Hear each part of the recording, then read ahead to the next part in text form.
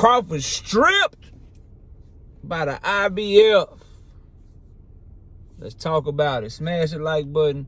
Subscribe to the channel. Share the video. Turn on your notifications. Catch me live Monday, Wednesday, and Thursday night at 7:30.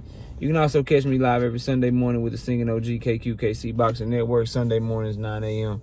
Central Standard Time. And please join the channel as a member. Hit the super chat button, super thanks button when you come through the live streams and the videos that we do. And support the channel, man. And if you want to debate, knockoutboxing86@yahoo.com is the email address. So shout out my homie L-Dub Boxing, bro. He brought it to my attention, man. Hopefully I was able to put it in the thumbnail. I'm shooting the video first and doing the thumbnail later because I'm in the car. Obviously, man, out here running errands, but I still got to bring this content to y'all. But he hit me up, bro, and made me aware that the new IBF rankings came out and Jaron Boots Ennis is the champion. Terence Crawford is not the champion. If you go to last month's rankings, you will see that Jaron Boots Ennis was the IC interim champion. Terence Crawford was the CH, the champion. Now, if you go to the rankings for this month that just came out, Jaron Boots Ennis is the champion. Terence Bud Crawford is nowhere in sight. He nowhere in sight on the rankings. They done took his goddamn belt and they done elevated Jaron Boots Ennis, bro. I don't know what's taking so long for news to come out and all that shit. Maybe it's breaking on the websites and shit now. I'm sure other people are probably making content on it by now too.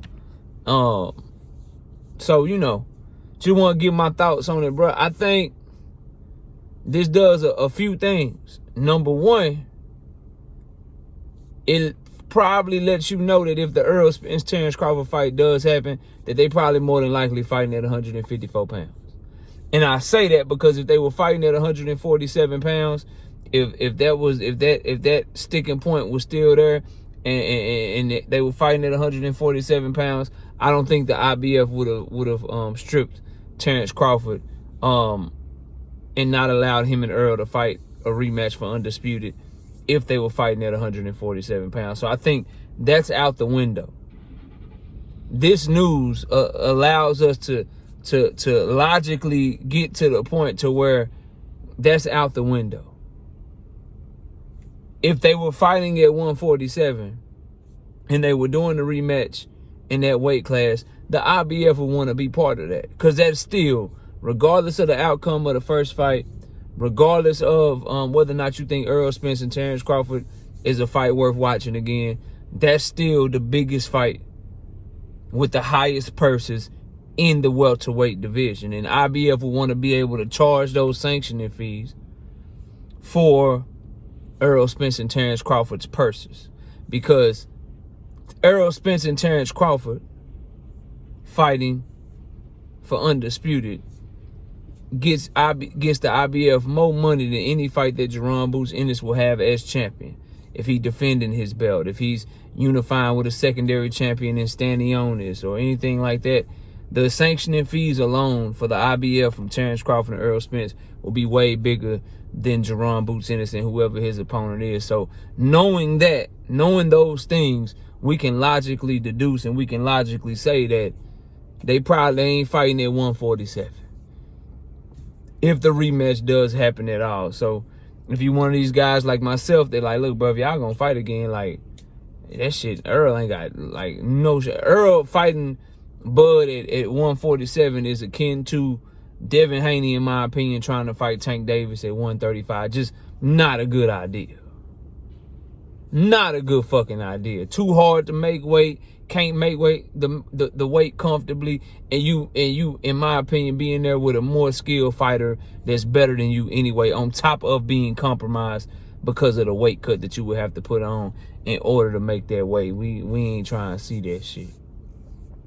So that's one thing, right? That's one thing in terms of what this news means to me and kind of where my mind takes me.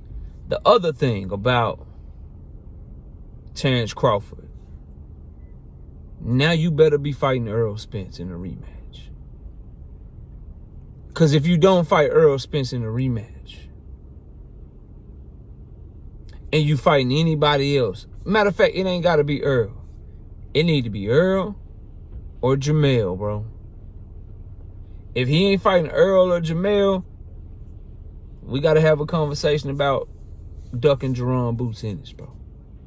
If you allow yourself to get stripped and it ain't because you fighting a bigger and better fight, we going to have to talk. We're going to have to talk. And you damn sure better not be fighting nobody else at 147. If you allowed yourself to get stripped by the IBF and you not fighting Earl or you fighting Jamel, but you fight someone else at 147 pounds, not named Jaron Boots Ennis, you just let them take your belt, and you don't do the rematch with Earl for whatever reason, you don't get the Jamel Charlo fight for whatever reason, so you stay at 147 and fight somebody else after allowing them to take one of your belts, oh, we got to talk. We got to talk. I'm happy that Jaron Boots Ennis doesn't have to wait anymore to become champion. I'm sure that he, himself, his team, his father are excited, but I'm sure they would have rather fought for their status as champion. Me as a fight fan, I would rather them fight for their status as champion, but I don't think that the division should be held up for anybody, bro. My stances don't change because of the fighters. And if Errol Spence and Terence Crawford are doing their rematch at a weight class other than 147 pounds, then yes, belts should start being taken. The division should start to move on. Guys like Stanionis, guys like Jaron Boots Ennis deserve the opportunity to start their own journey, unify the belts again, fight other champions again, fight the top contenders coming up underneath them. Cody Crowley deserves his opportunity. And if Earl and Bud are so focused on each other that they're not going to give these younger fighters that have been waiting for them to do this shit for years their opportunity, then yes, bro, Bud should be stripped. So I ain't got no issue. I ain't got no issue with Bud Crawford being stripped in this situation. And it lets me know that behind the scenes, things are being worked out. Things are happening. The IBF is not making this decision unless they're informed of what their champion at the time, Bud Crawford, of what he's going to do.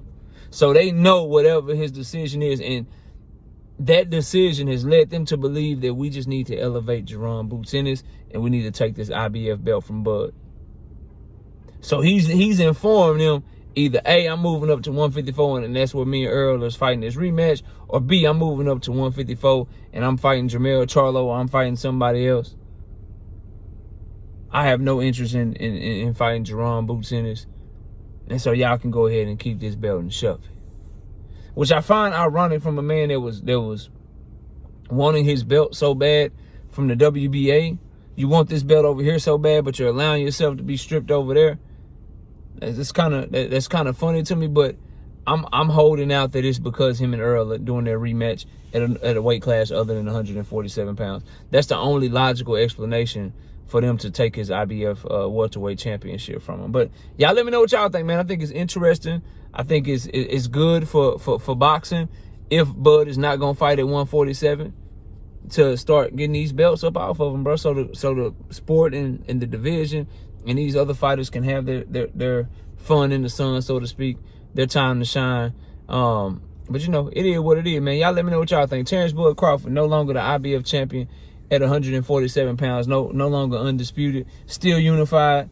Didn't lose his undisputed crown in the ring, obviously, but one of them belts just got taken from him, man. We'll continue to follow this story, you know, as more information comes out. But y'all enjoy the rest of y'all day, and with that, we out of here. Peace out.